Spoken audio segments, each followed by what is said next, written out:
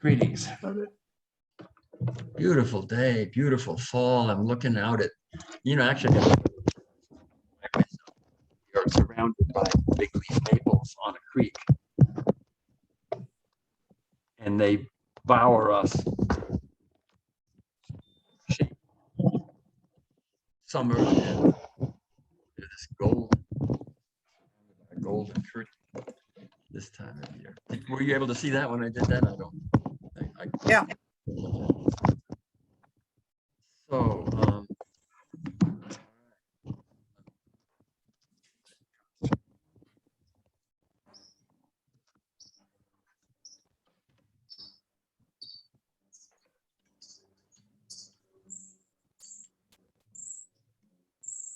right. Hello, everyone. So we're going to talk today about the brain, the structure, function, evolution, and care and feeding of the human brain. And again, this is all in the context of the concentric spheres, the micro and macrocosms, nested micro macrocosms.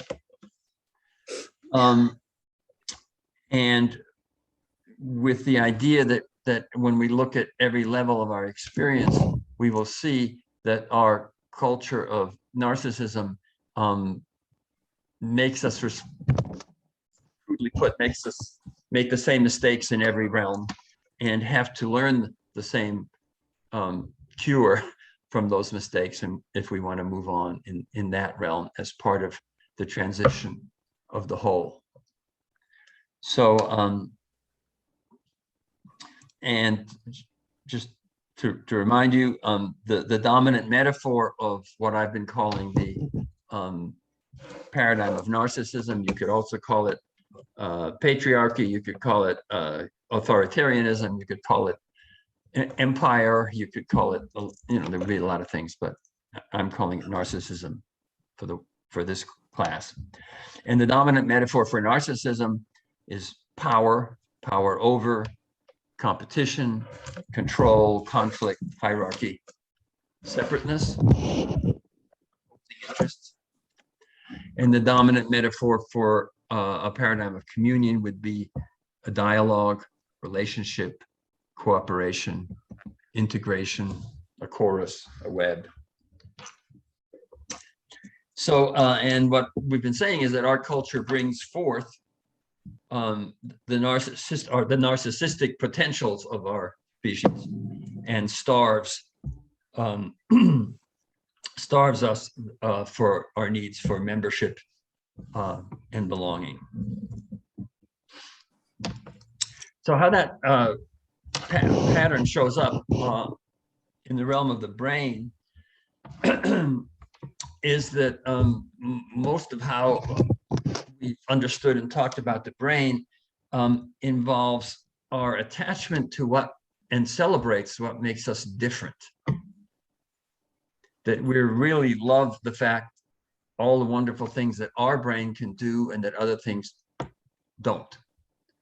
And so it's, again, part of a narcissistic attachment that to our specialness and what we have, and what we must be higher and better than the rest of nature, but also that our new part of our brain, the part that makes us human, is superior to and to be celebrated over the older and more ancient parts of our body and older parts of our brain that we share with our forebears, with who came, the creatures that came before us. So it's a kind of infatuation with our new tool, our fancy new tool, which is the new sort of newfangled human neocortex. The cortex is a state, and we'll talk about the structure shortly, but the cortex is something that's shared by, we share with the apes, for instance. The neocortex, that's just humans. That's what makes us special, and of course, better than everything else. And because we celebrate that part internally, if we talk about the internal relationships between the parts, we want that part, our executive function, our intellectual function, our calculating function, our conceptual function, we want that to rule over the anciently evolved attitudes and the instinctual wisdoms that reside in the older parts of our brain. So there's a devaluing and almost a despising of our animal selves in favor of those qualities that make us human.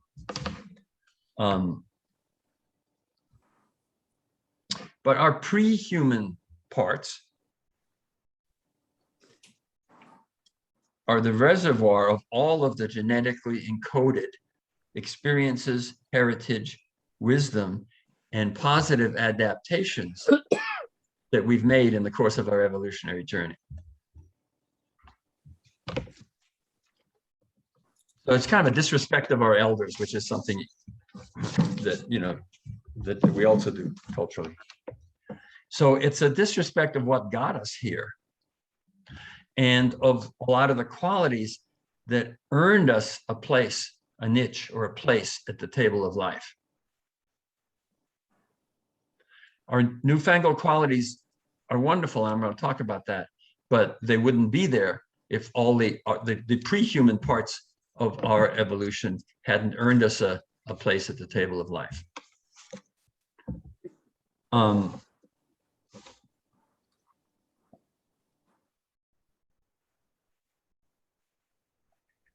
So one way of looking at that is, you know, if you want to say that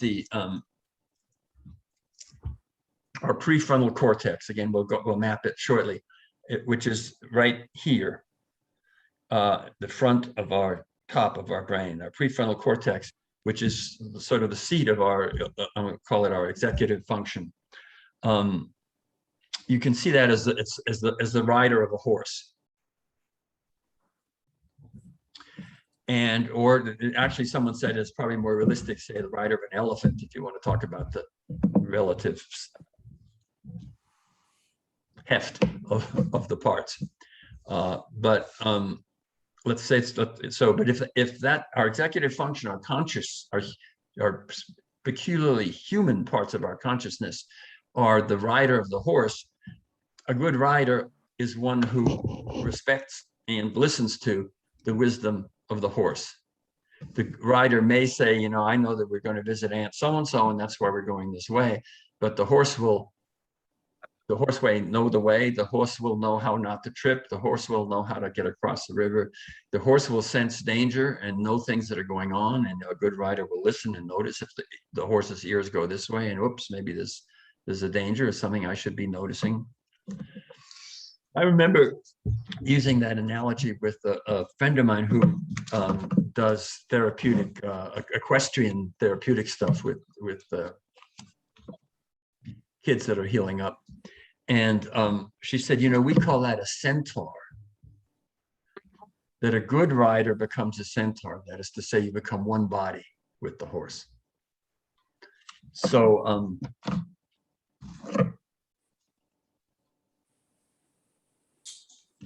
and you'll notice an analogy that if we think that our executive function should be the dictator and the ruler over the heart and let's call it the heart and the body, should be the ruler over the rest of us and tame it and use it for its own purposes, you'll see that that's an analogy with a culture in which the executive function is an authoritarian leader. That the executive function, the narcissistic authoritarian leader leads for his own power, glory, and riches, and exploits and uses the people to support that, as opposed to a servant leader. So, or the executive function could be analogous to a servant leader, which would be someone who serves the interests of the whole, listens to the people, and has something to offer, but also offers it in service and in connection and having listened to the rest of the body, soul, heart. So again, I'm just making that analogy to show same problem, same issue. So now I'm going to look at the parts of the brain and see what a healthy relationship between the parts might be. So the one of the books on the reading list, it's a short, simple, it's a cool book, I recommend it, is by Dan Siegel, who is a therapist, someone who is both a scientist of the brain, but a working therapist. So he's really interested in how does knowledge of the brain inform people healing and transforming. And so he talks about, he has a fist model of the brain. Let me see how to make that show. I haven't practiced this. And everything's backwards from how I see it and how it comes up. Okay, fist model of the brain. Let's start this way. And in that model, okay, now the brain, the evolution of, this is going to be based on the concept of the triune brain. If you took, there was a very good brain class that I took, taught by someone else right now. It's over now, but it was, and one of the things he said was that the triune thing was wrong, and I disagree with that. I think it's an enormous simplification of an enormously complicated thing. So this is a very simplified and generalized view, but I think it's valuable. So, and so does Siegel, who uses it. So it evolved from the bottom up. So the base is the oldest part of the brain is the reptilian brain. And he's saying, let's say that's here. That's the brain stem. That's down at the base of the brain. And that part, we have that in common with the reptiles. And that regulates the basic functions of life. Our heartbeat, our energy level, our level of arousal, our basic functioning. And the way that functions is part of what allows a lot of reptiles to survive by going dormant. You know, there's reptiles that when the water's gone, they'll just climb into the mud and won't reappear until there's water again. Amphibians also, or maybe that applies most to amphibians. And the next region is the limbic region, and he's saying that's the thumb. If you think of the if you think of the thumb here, that's the limbic region, and that's new. We're talking in time, evolutionary time. That's much newer. That's about 200 million years old, that part of our brain. And that's our mammalian brain. That's what mammals have that reptiles don't. And that's the place. So what characterizes mammals is that they raise their kids, they nurse their young, they nurture their young. And so for mammals, attachment, love, attachment, nurturing, sacrifice for one's young and perhaps one's mate. Those basic attachment instincts live in this. So this is the, he calls it the emotional brain, the limbic system. And the most primitive and oldest part of that is the amygdala, which you could say is, in this thing would be sort of at the base of this. And the amygdala is essentially our warning system. It's the part of us that when there is an emergency, where we respond with fight or flight or freeze or going dormant or collapse. They don't always mention collapse when they mention these three, but the ultimate one is after freezing. If none of that works, then you just collapse into hopelessness. So that's the alarm system. And then and this is why it's a fist model, wrapped. So we have the oldest is the brainstem, the limbic system, which is sort of the emotional center, and then the cortex, which is the more modern part. I don't know if you know why I'm having trouble here. That it's because it's mirrored in such a way that my okay, there it is. Oh, I did it. So and the cortex is the newest part, and we have it in common with apes and further back too. And then the newest part is the the neocortex, which is here, and the prefrontal cortex, which is the first knuckles here, which is this is what I'm calling the executive function of our peculiarly human brain. Now, so that's the prefrontal cortex. I'm going to call it the PFC, just because the rest is a mouthful. The PFC, the prefrontal cortex, which is the most advanced, the newest part of, in the evolutionary sense, our brain. Now that in the thing where individual development follows the same pattern as evolution, it's also true that those portions tend to come online in the course of development also, which is why if you've raised a teenager, you've probably been comforted by being told that the full prefrontal cortex doesn't come online until they're 21 or so, which actually fits my parenting experience. Although maybe it's 40, I'm not sure, or 70. So, and then particularly the outside, if we're looking at these fingers here, the outside portion of the prefrontal cortex regulates attention, awareness, for where awareness goes, where attention goes, which is one of our higher functions. It's what we do when we meditate. We choose to offer our attention to something in particular.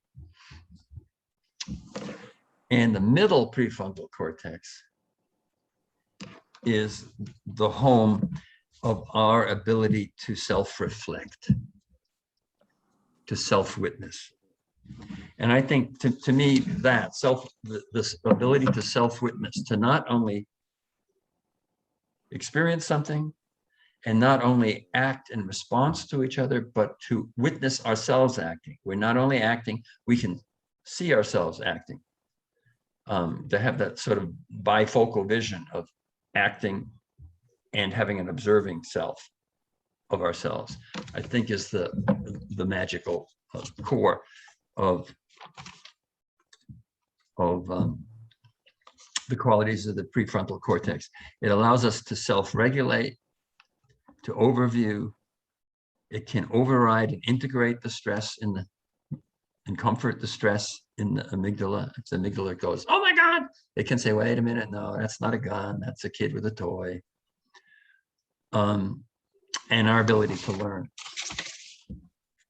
So the glory of the prefrontal cortex is it is our special human gift. And it is the core of the human experiment.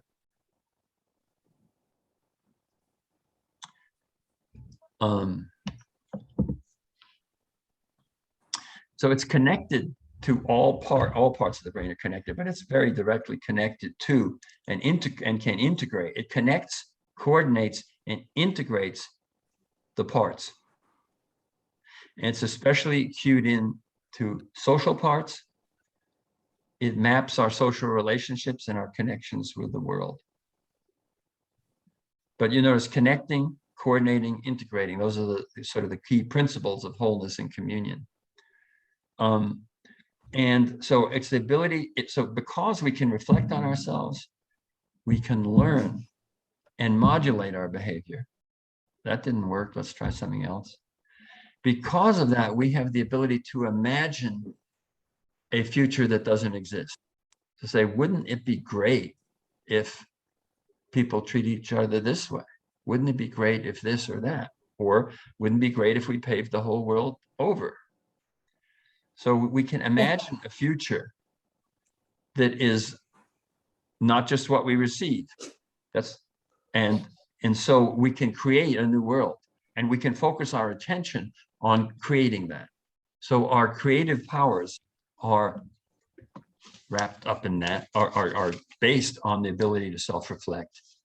And also the ability that we can reflect on ourselves allows us to reflect, to know that others also are separate beings, have their own consciousness, to attune to others, to have empathy with others, and to grow and learn. So that's the magic. That's what the human experiment offers in a different level. Not to say that there aren't versions of that, that everything doesn't co-create the world, but we have, this is an addition to our ability to co-create the world. And the key to the experiment is essentially, can a being with these powers to co-create the world, to change the world, belong in the world? Can it be compatible to the thriving of the whole? Can such a being be compatible with the thriving of the whole? And when I say that, reminds me, that Lincoln's Gettysburg Address, I just looked it up, but something about it, he said something like, it is for us the living, essentially, to decide whether a government so constituted, that means by, for, a government by, for, and of the people, can thrive or perish from the earth. So the experiment is, can a creature so constituted, can a creature with human consciousness thrive or perish from the earth? And so to break that down a little further, I mean, that's our test, right? So now, the truth is that the world is a glorious place. It nurtures us, it sustains us. It is a miracle beyond our ability to imagine. And the world is a terrifying place that inevitably takes back the life we've been given. And in which we are subject to, being torn apart and dying in horrible and painful ways. But in any case, our life will be taken from us. So the earth is both a glorious and a terrifying place. And you could call that the key polarity of life if you want. And we have developed systems to deal with, we've inherited and developed systems to deal with both aspects of that world.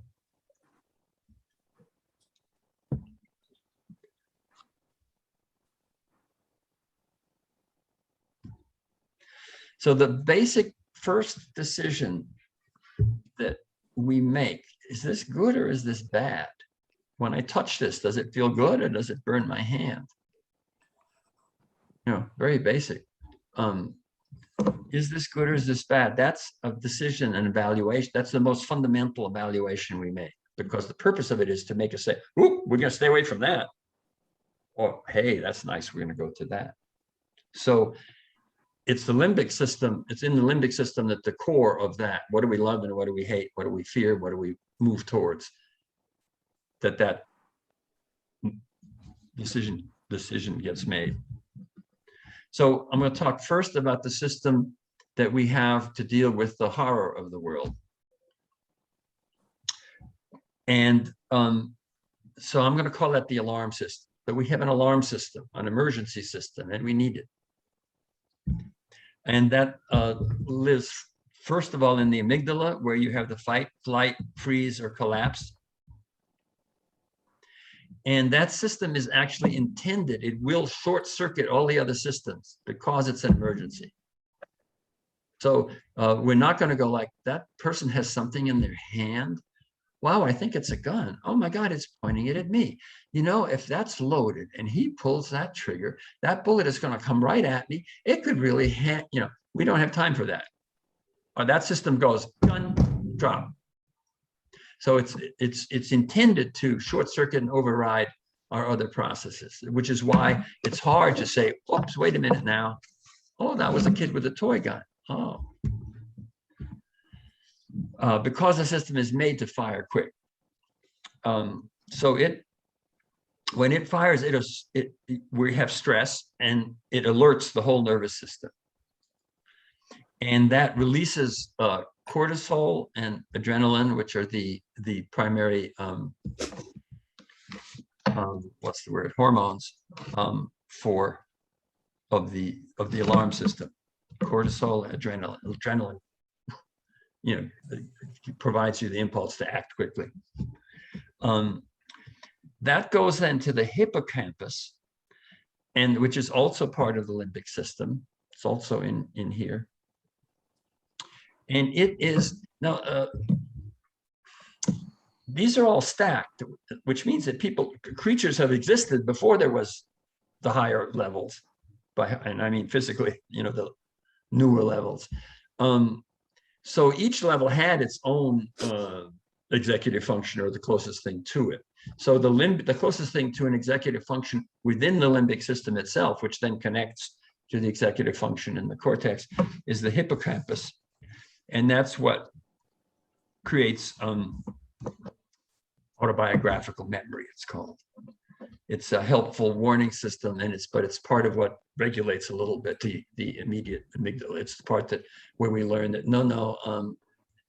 every time someone has a red shirt, that doesn't mean, it helps modulate the emergency response on the level of the limbic system.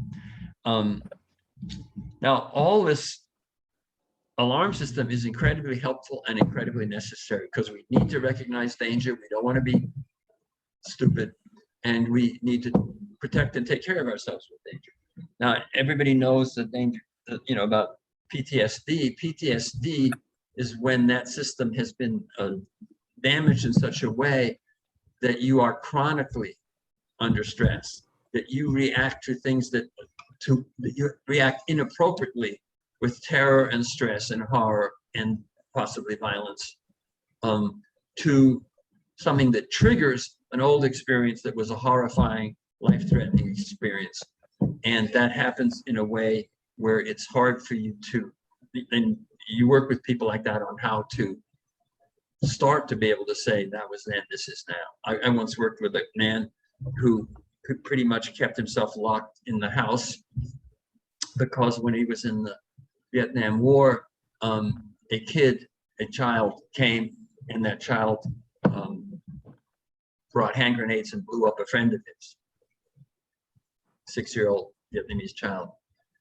And he's afraid if a child, 4 or 5-year-old child, startles him, that he will hurt that child. He was afraid of that. And therefore, it doesn't go out because he doesn't want to hurt the child. But he's afraid that that alarm system will be triggered and work out much faster than he can control it. So that's the alarm system.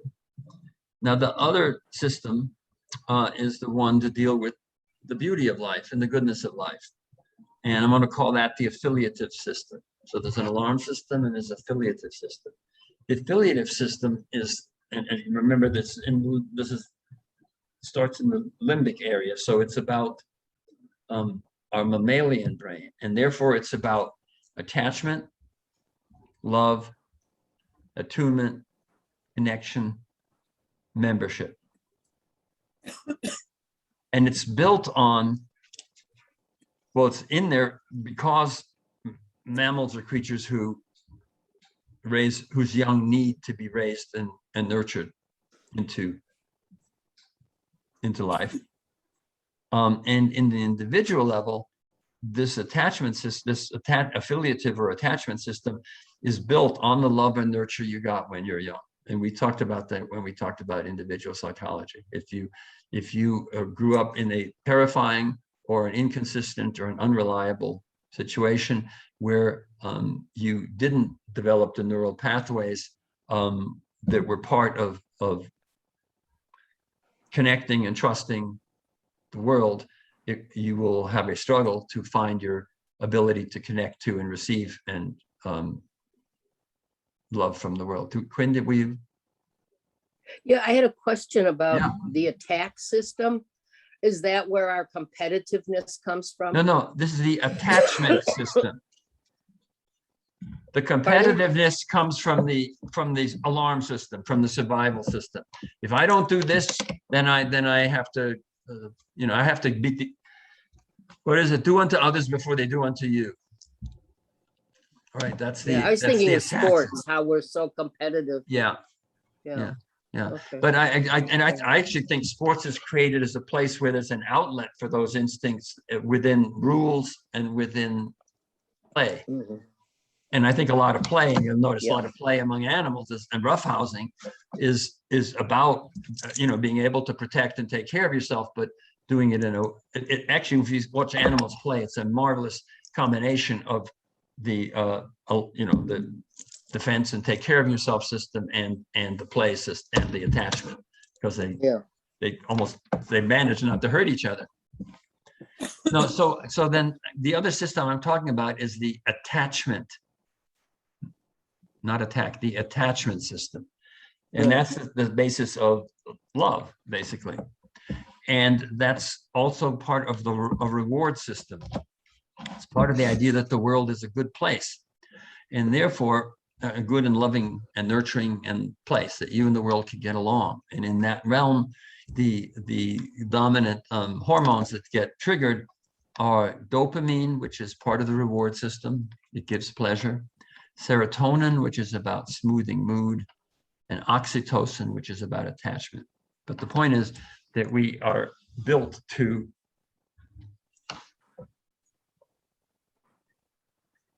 enjoy, feel good, and want to be connected and attached to love. Now, I'm going to talk, one of the things that's really important in that is a thing called mirror neurons, which would be very much worth a class in itself, but I'm not going to do that. But Google mirror neurons, and you'll get there's some wonderful tapes about it.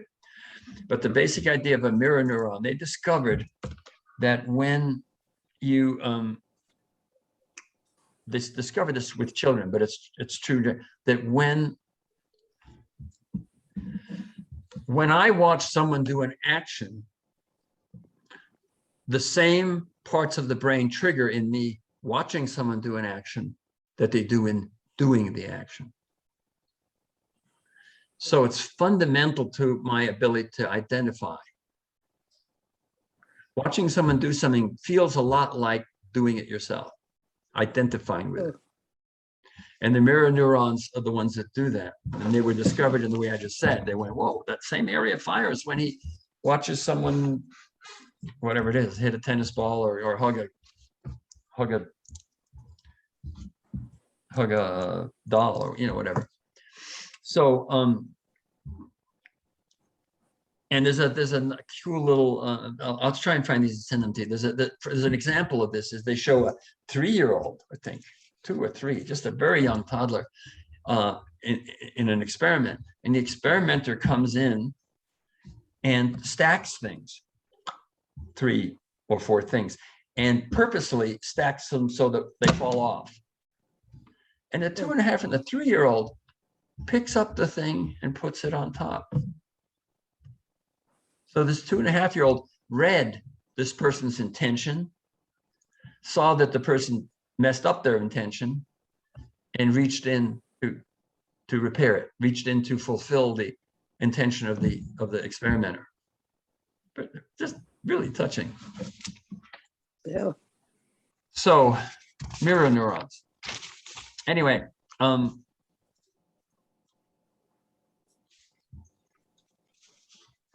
so I have in my notes here something I think I already said. Basically, this is nature. This is nature's daring experiment. Yeah, can a creature with so much power to set goals and to co-create the world, can a creature with human consciousness, with our PFC, be compatible with the thriving of the whole?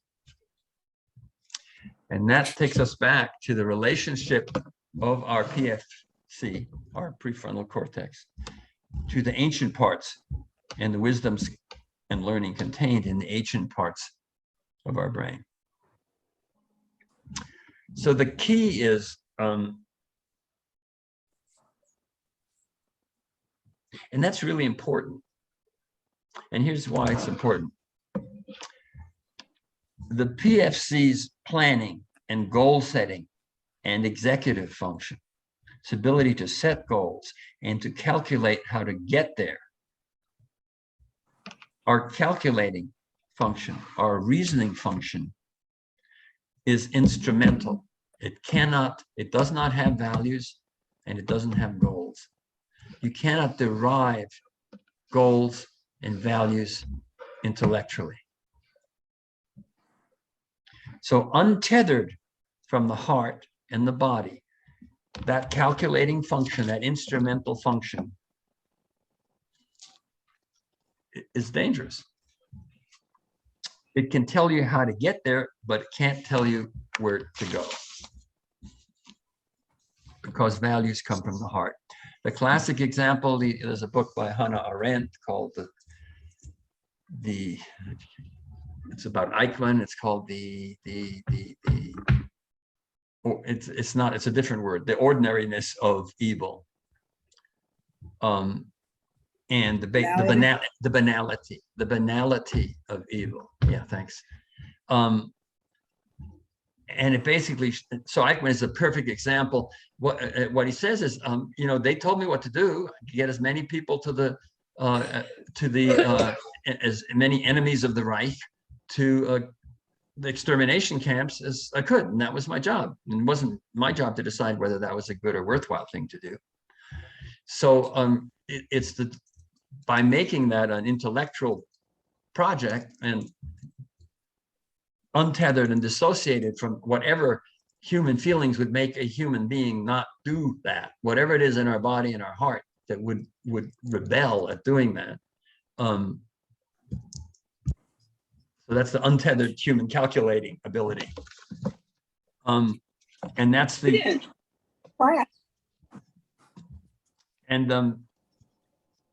so the executive function has to serve, if we've got to be moral, the executive function has to serve the values of the heart. It has to listen to the heart and the body, to the limbic system and the brainstem. And so the higher function of the PFC, not the dissociated function, but the highest function of our human thing is our ability to integrate the whole, to steward the whole, to be a servant leader and a good rider.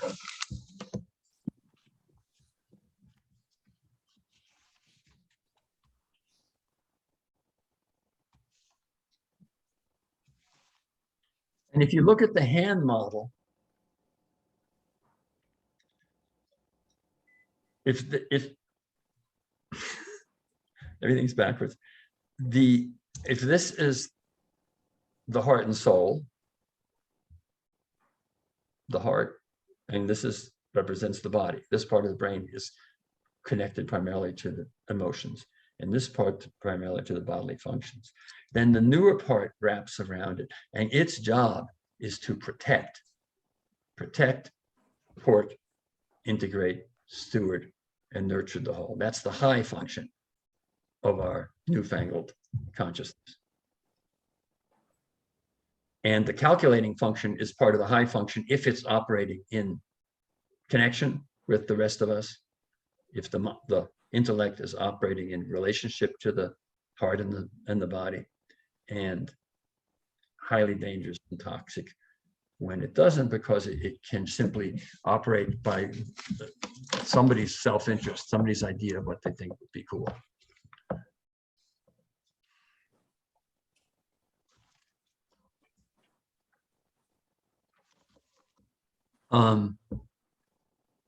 So we need an alarm system, we need an affiliative system, and the PFC's job is to integrate that, because both of those are critical for our survival.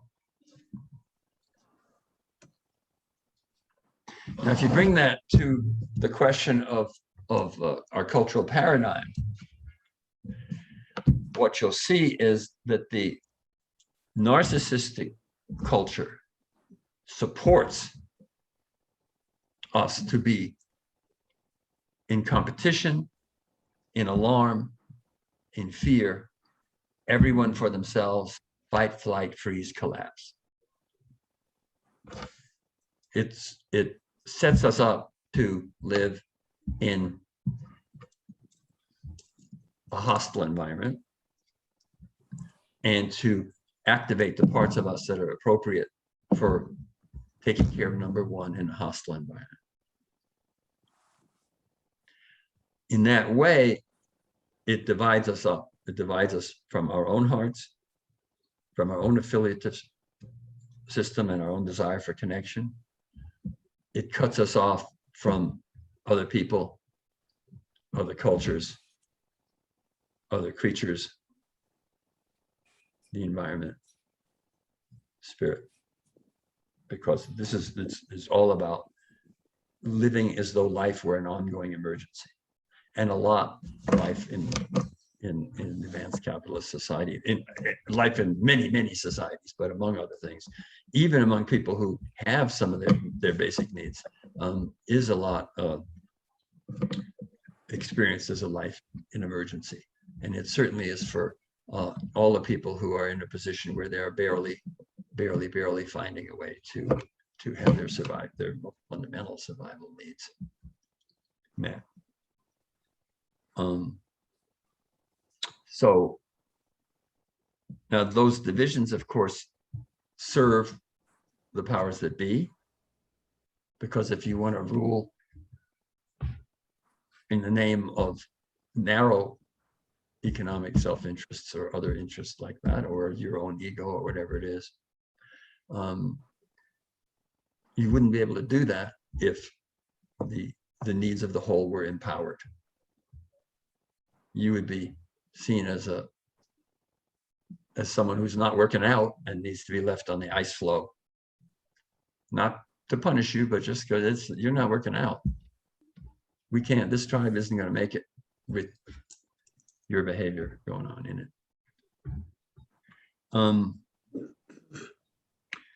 So we're back to shifting to a culture and an economic system and a paradigm of communion, which would be one that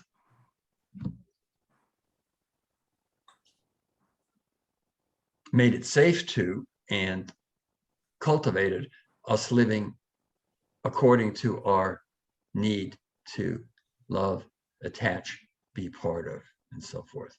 And now, Quinn, here's the phrase, would be a system that would support our evolved biological need, which is in all parts of our brain. It's not some new idea, to be an empowered, to be a meaningful, empowered, respected, and contributing member of a meaningful whole, worthy of our allegiance, and ultimately sacred. My favorite time. Thank you so much for responding to that in a way that gives me permission to Yeah, I like that. keep saying it. And when I thought about that, I thought, almost everybody will say, I want to leave the world a better place. I want the world to be a better place because I was here. That's just such a, I want my watch to have contributed something, And so I almost thought, no, I should add that, so the question, I don't know if that's in there or not. Maybe it is, because it says a contributing member of a meaningful whole. But I think that's another way of noticing how fundamental that desire and that instinct is. Even for people whose idea of what would make the world a better place might be very different than what we think it would be.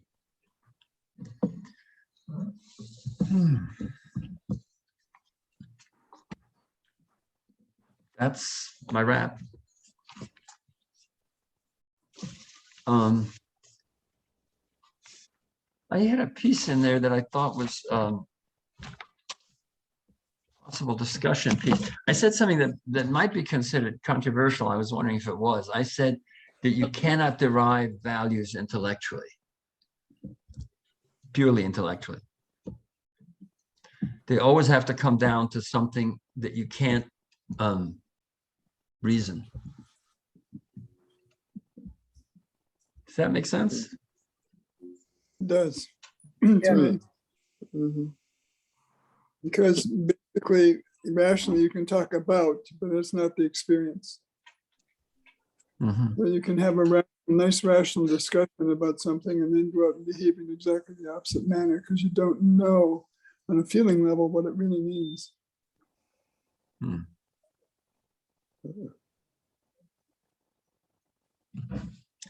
What And the are other some thing So that- if what are that, some values that people might say they are rational? They'd say, well, no, that's just rational. What would be a rational value? Making money. Why is that rational? Well, it's rational in terms that you need to do something that people want to make the money, and our culture is full of it, and it primarily uses the endorphin system of there's the serotonin and what's the dopamine, dopamine. We have our culture is a dopamine culture, and if you listen to there's a pediatric endocrinologist at UCLA, and he wrote The Bitter Truth About Sugar. But basically, that I'm going to hold my ears if you're going to. to bad talk sugar, by the way.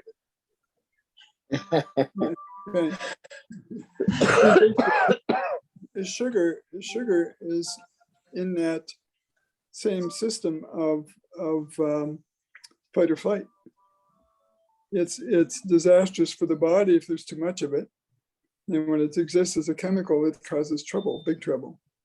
So And if our someone culture's- if someone said, no, here's a value that's purely rational.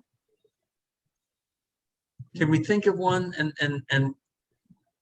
what I'm saying was that, I mean, what could someone say? This is just rational. all men are created equal, or all people are created equal. Yeah. And so how is that a rationally? How is it rational? And what I'm going to say is that you will find that it reduces, that the reason to believe that is not ultimately fundamentally rational.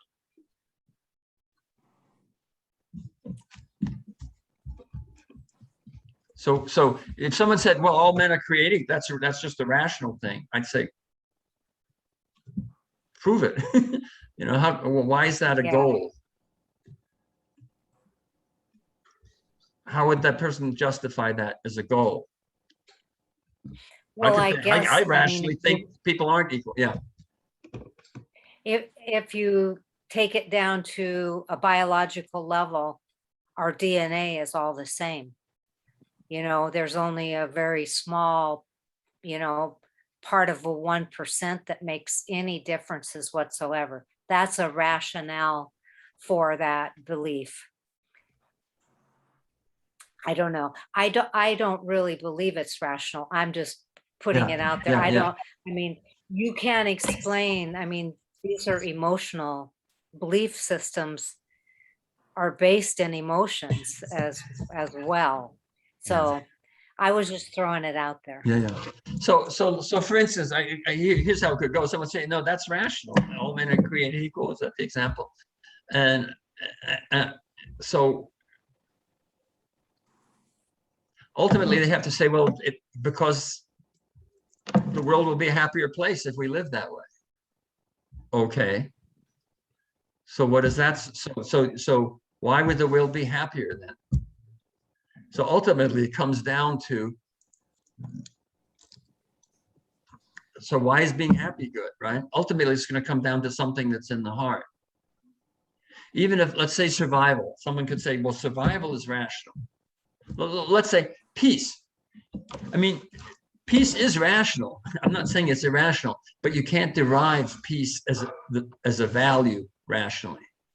Ultimately, you have to say, why is peace good? Well, if peace is good, then ultimately people will be happier. People won't be hurting each other. Why is that good? Well, people would be happier. People could live their lives without it being shortened or without the grief. Why is grief bad? Why, it's ultimate has to come down to an emotional, to love. If you care about, it's really, if you want to build it up, if you love people and you care about people, then you don't want people to be blown up or to have to mourn each other. Then you don't want blah, blah, blah, blah. Then you want peace. So peace, it is rational. It's rational in service of the heart, but you can't derive it as a value. I got a chat here from Javon, he says, if you bifurcate feeling from thinking, you will not be able to get them back together. You want to say something more about that?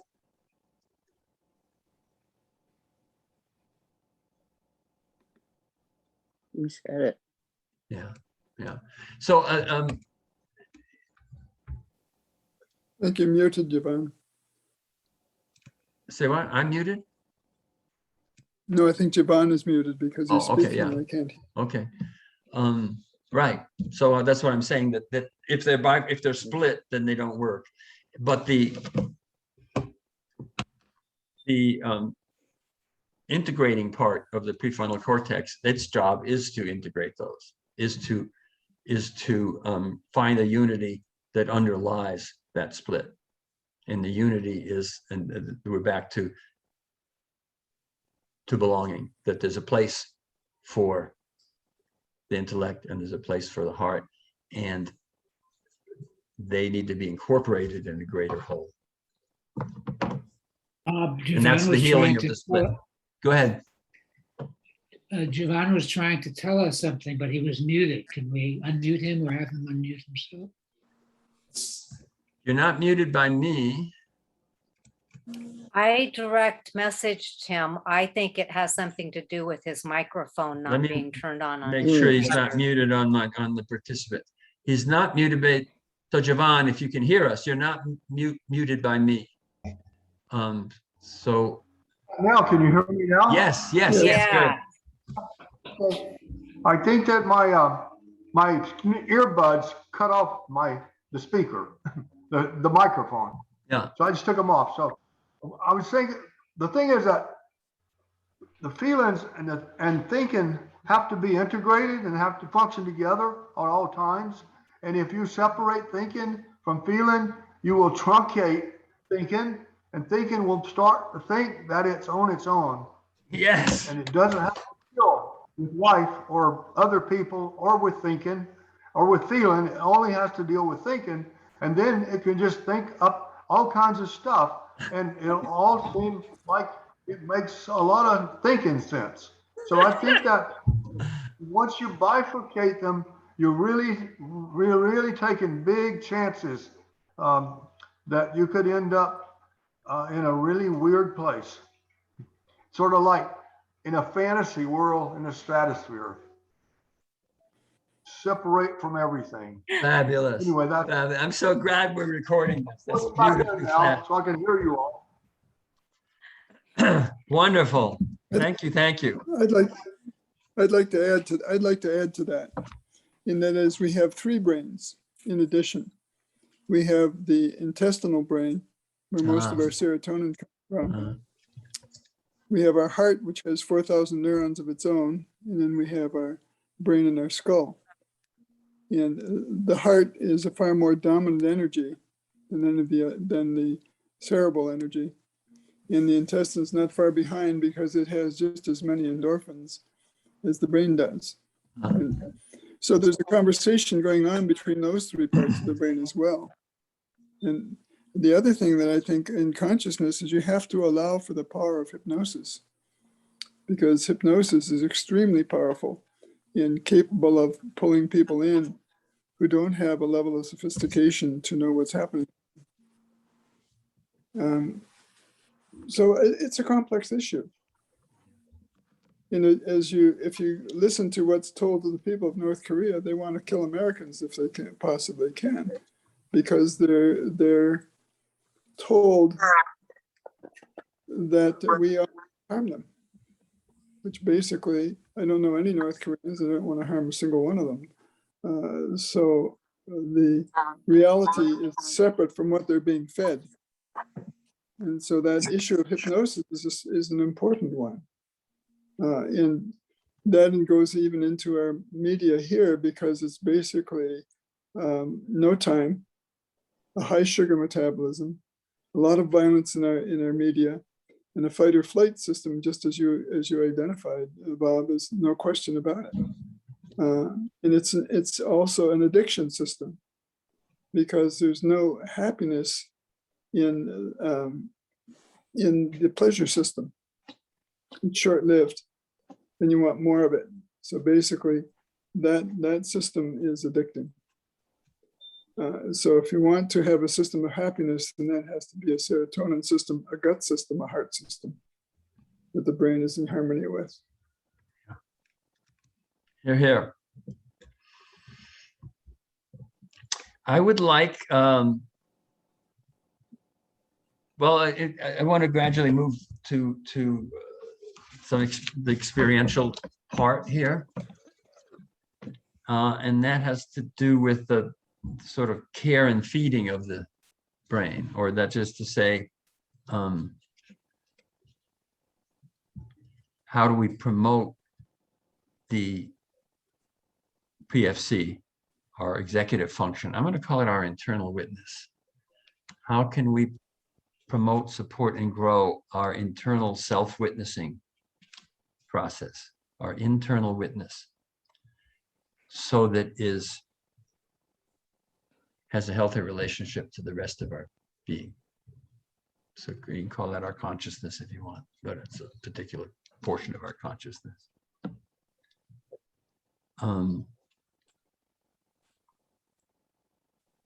There is a. Is that a question, or is that what we're going to answer? So I know how I would do this in a live situation. It's a little complicated. That's the topic, that's the area. And I want to offer some kind of I have an idea of what might be an experiential way to clue into that.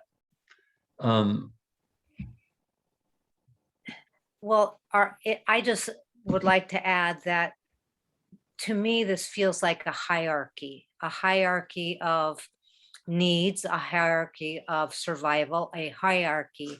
And until you meet the needs of the other levels, the more primitive levels of the brain, and then on up the ladder in the hierarchy, you cannot really be that witness, because you're surviving, or you're competing, or you're doing something. Because the bottom line is, if you don't feel totally loved and totally love yourself, then all of those other hierarchies come into play, into the prefrontal cortex, the witness, so it's difficult. That's I guess what I'm saying. And Yeah. You're not saying anything different than that. I just think that the other ones come into greater play Good girl. if those needs aren't met. Good girl. Oh, you weren't saying good girl to me?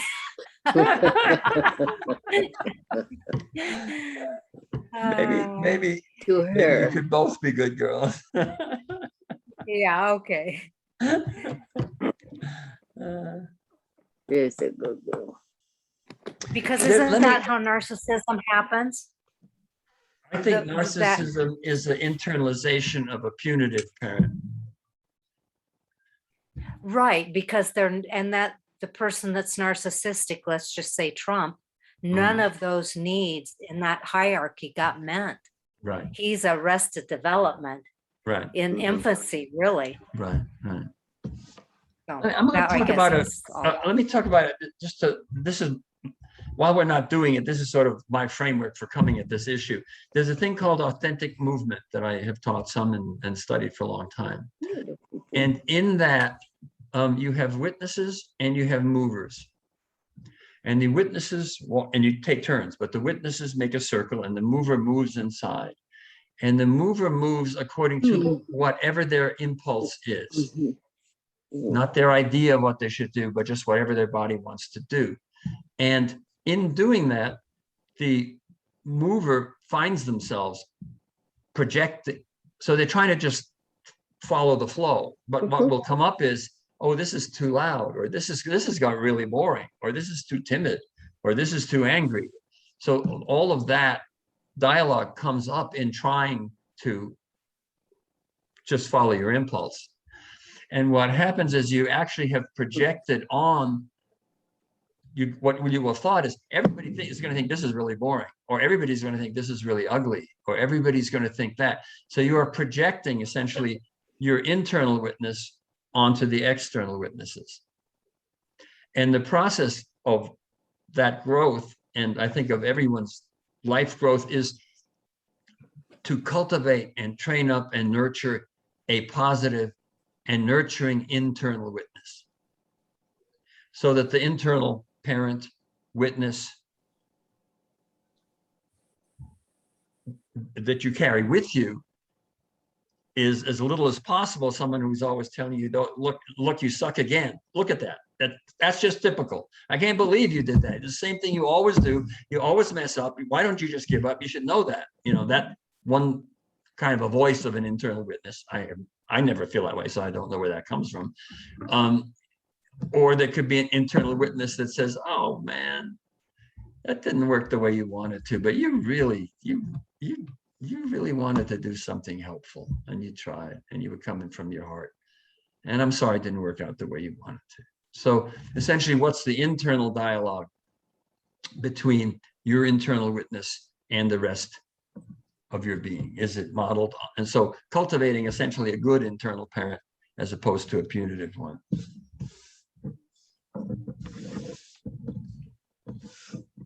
So I'm trying to figure, so how I would work with that if we were working in person, there's a thing called chair work. And so with me as the example here, we'd have a conversation where I sit in the chair and I tell myself, you're no good, you screwed up again, what the hell, you'll never, why bother? And then I'll say something back. Well, I try to, and you have an actual conversation where you try to come to, where each part gets to be heard by the other. So do you have actually a relationship between the parts?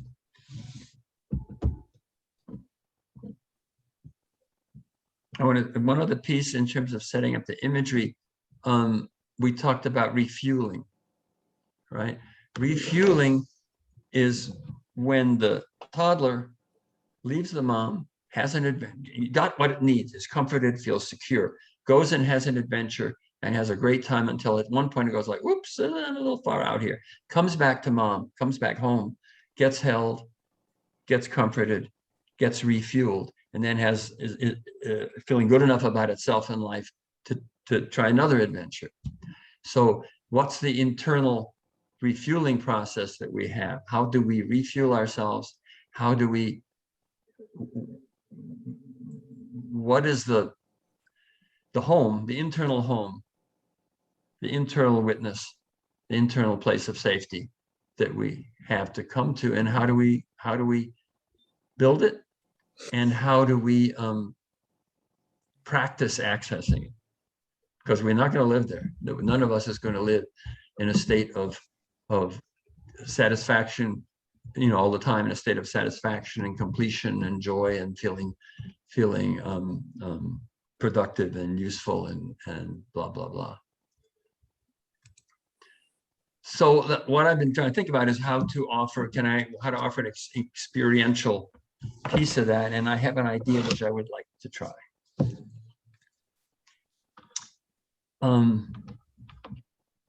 So far, when we've done the meditation part, we've sort of said we're going to leave the worry part out. We're going to leave the oh my God part out, and just go to trying to find a home base in our basic relationship to our bodily experience.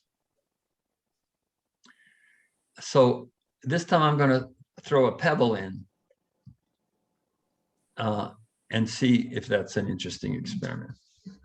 So why doesn't everybody get comfortable? Sense in to yourself, to your presence, the life buzzing within you.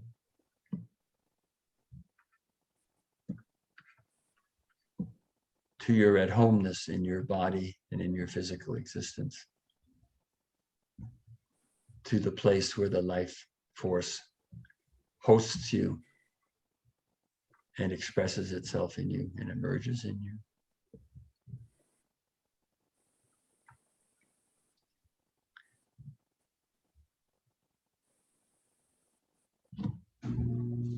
Try and find that place of being sensed in with yourself.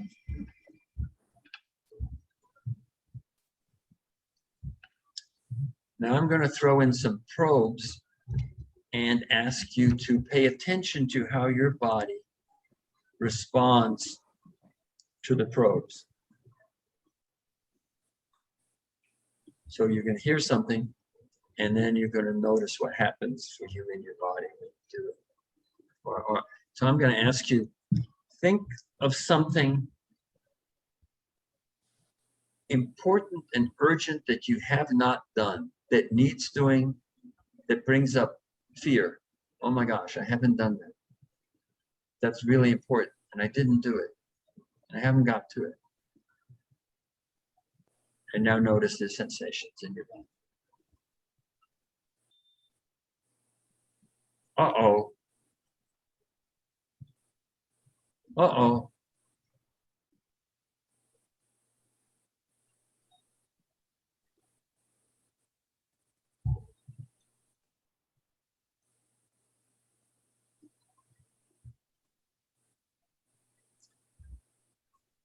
Now, talk to yourself punitively about it.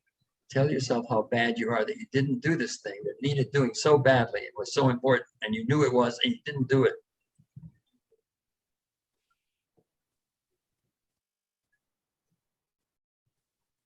And notice what happens in your body.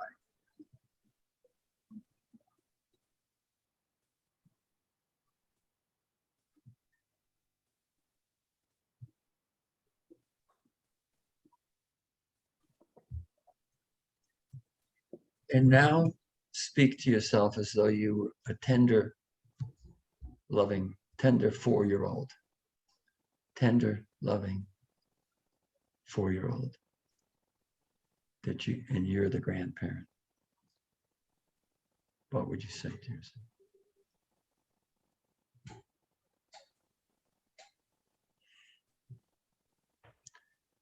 And notice anything that shifts in your body with that.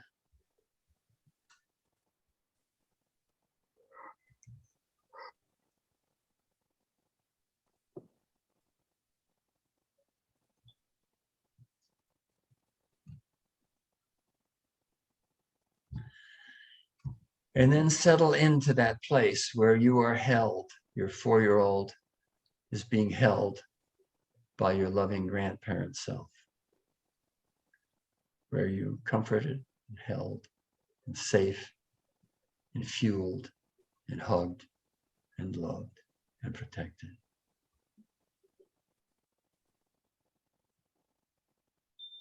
And see what that feels like in your body.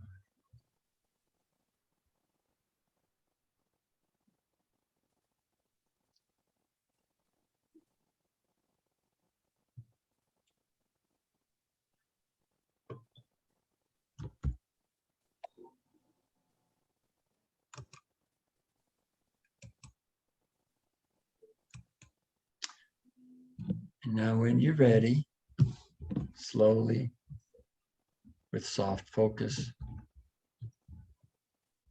bring yourself and bring those feelings in your body. Bring yourself, your living, alive self, into the Zoom room. And notice the fine people that you're sharing this time with.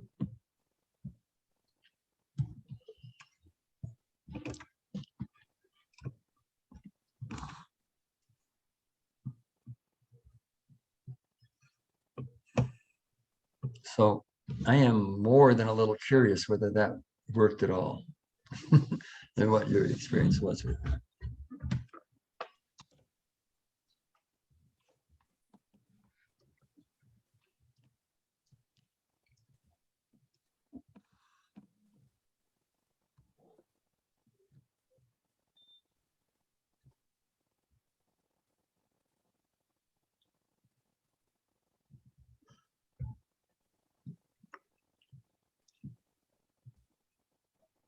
Well, I'll start. What I notice is a charge of energy, like static, of the failure to move things. Things all of a sudden hit a wall that holds a charge.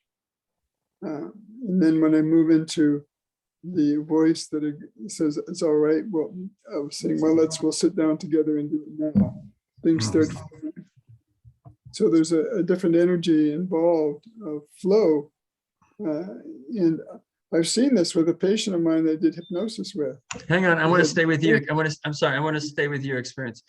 The energy got stopped So- and then it could flow with the two stages. Just Yeah, exactly. yeah. That the scolding Yeah. or the fear, do the three stages. There was the fear, then there was the scolding, and then there was the support. And then the support. So the initial part of the scolding is a dead stop to everything. The feeling bad, also the feeling of energy not flowing. Yeah. And then realizing that something I needed to do and I haven't done would just be a block of energy, of lack of flow. And then, of course, getting into the third stage, things move. And then my brain kicks into gear and my Yeah, body starts working. right. Anybody else?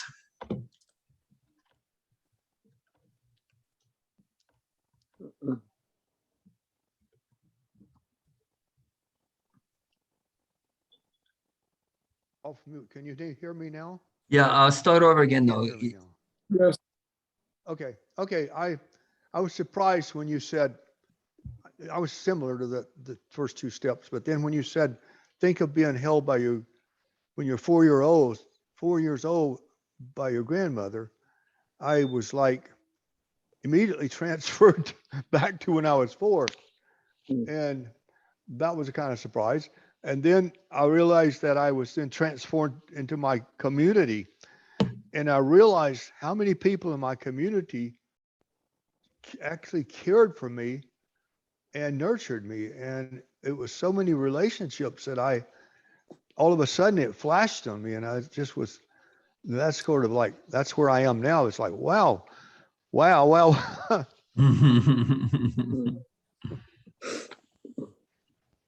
Energetically, was there a shift but from I don't know, I don't know if you actually from the fear probe to the criticism probe to the you're okay?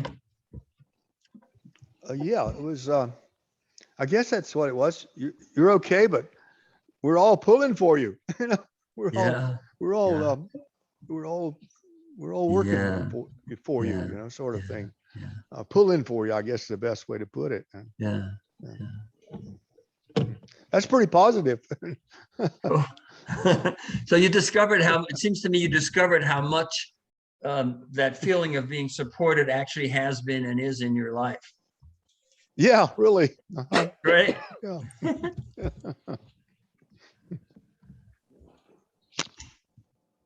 So what I was going to add very quickly was that kind of criticism and interference causes actual physical disease. Yeah. More than just Yeah. momentary. Yeah, because that blockage becomes that you said your energy stops moving. So if that becomes chronic, then your energy's not, life is not moving through you, right? Trouble happens. Yeah. It feels like an intestinal thing, not in your stomach. Ah, Very, very real, but not.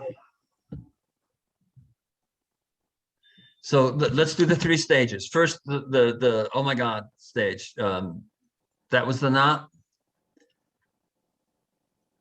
Yep. And when you added devastating criticism of yourself for it? Was there a shift? No, not really. It was already there at the It nine. was already there.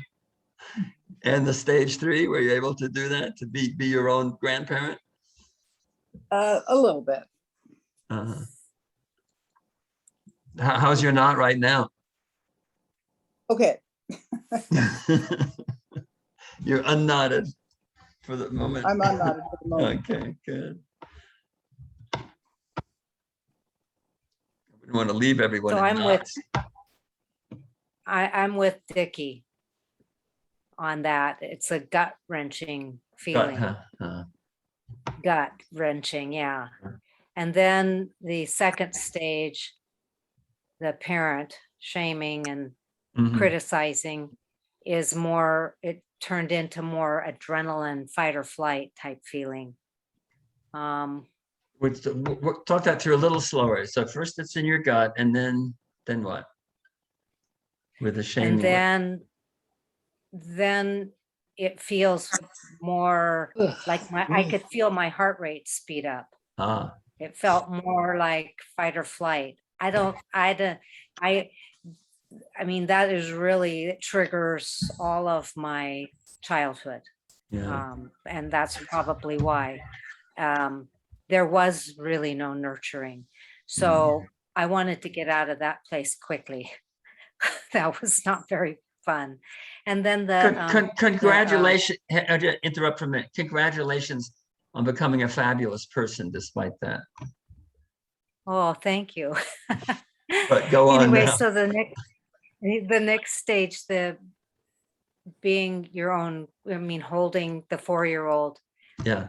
that was very comforting. And my breath really came into play, because that is how I've learned how to come back to myself and come back to home. And so that is where I went with that. And Yeah. it just took a few minutes to really get out of the other place.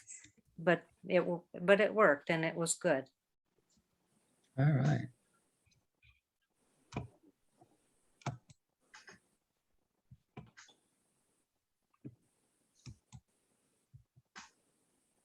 Cool.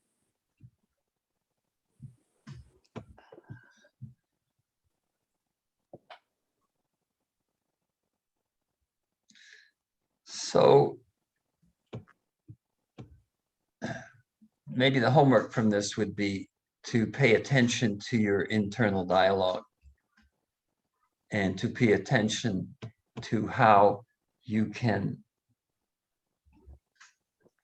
support, mobilize, and train your internal witness to be a loving, supportive, and nurturing one. And to notice without adding criticism to that when it isn't.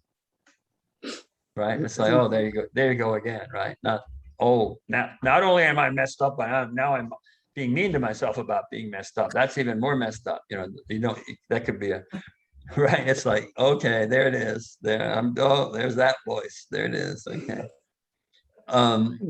And my wife and I, we call it, when that's going on, we say the dogs are out. When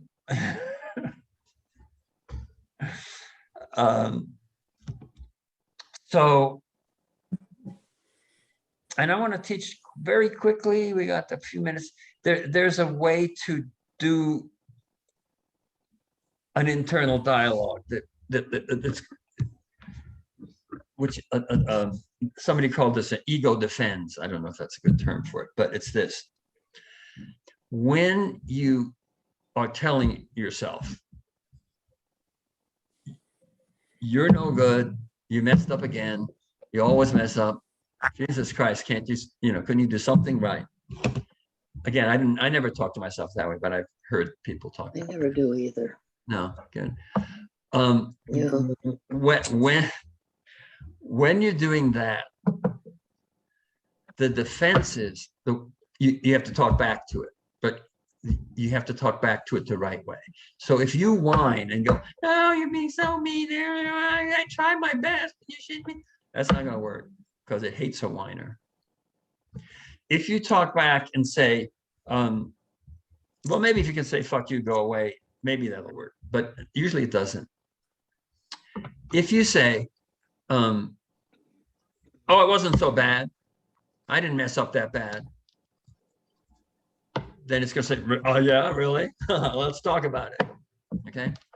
So asking for pity doesn't work towards your internal witness when you're talking back and training it up. And denial does not work. I don't want to hear this right now. I'm too sensitive, you know, no. What works is acknowledging it. You know what? I procrastinate a lot. And I procrastinate enough.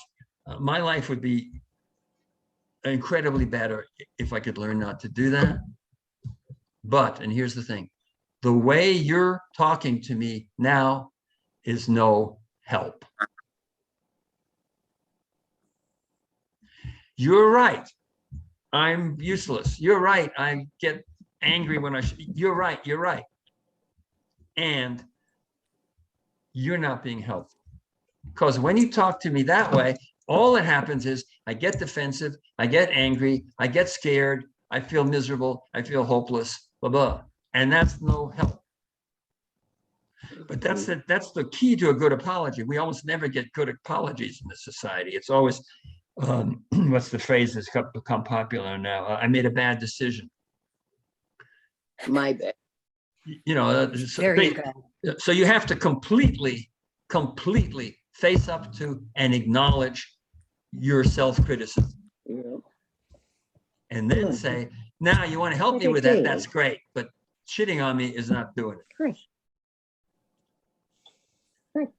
So Another way to say that, a friend of mine did this one time when I lost my temper at work. It was a long, long time ago, but she said to me, Rita, just put that away. She said, because that doesn't serve you and you give to other people too much power. And I like that. I use it all the time to my internal dialogue. That does not serve you. that does not. And I just love that. Lovely. I changed my life, really. Right, because it's on your side. It's sort of a difference between, you know, face to face, right? They do this in Aikido, right? Blah, blah, blah, blah, blah, blah, blah, blah. Or, you know, so what you do is I'm off screen now though. What you do is you instead of facing the person, you turn next to them and you say, right? So you're from their position, you turn next to them and then you say, well, you know, you take their side, literally take their side. So taking your own side, taking our own side. And when we take our own side, so just to summarize, bringing it back to the brain, that's when the portions of the brain, or if you want to call it that, when the mind or the executive function and the heart and the body are working together. And when the internal witness, which is the heart and soul of the goods executive function, when that is being a steward, a respectful steward and servant of the whole. Whew. I have to go. Sorry. Okay, Thank you. bye-bye. Really good. By a phrase that I always go back to is, after 12 years of therapy, you too can love yourself and your mother. Wow, you have what's the word? You have transcended. You're there. Yep. You gotta work for it though. Yeah.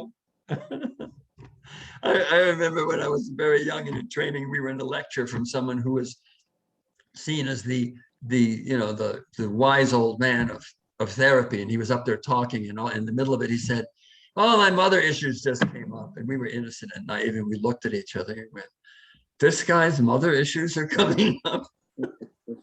We figured out we'd be through those in a couple of years, you know. Oh yeah. All right, well, I have enjoyed this. Mhm. Thanks for playing along with that experiment. I had no idea if that would, people would go with it enough for it to work, but it looks like people did. See you next Fine. week. Okey doke. Okay. What's the topic next week? What's the topic? Something really good. Probably We'll politics. find out this week. Probably politics. What? Probably politics and fascism. I'm taking David Runkle's course. You Uh-huh. know him? No, Yeah, I like his courses. it's an I've Ollie course taken happening now. Many. Good. This Yeah. is an Ollie course. In fact, it's at 11 on Thursday. Yeah. He Okay, teaches one every semester or every term. Yeah. great. I'll check that Okay, out. thank you. All right. Yep, thanks. Bye-bye, everybody. Okay. Bye-bye. Bye. Thank you, Bob. Thanks. Thank you.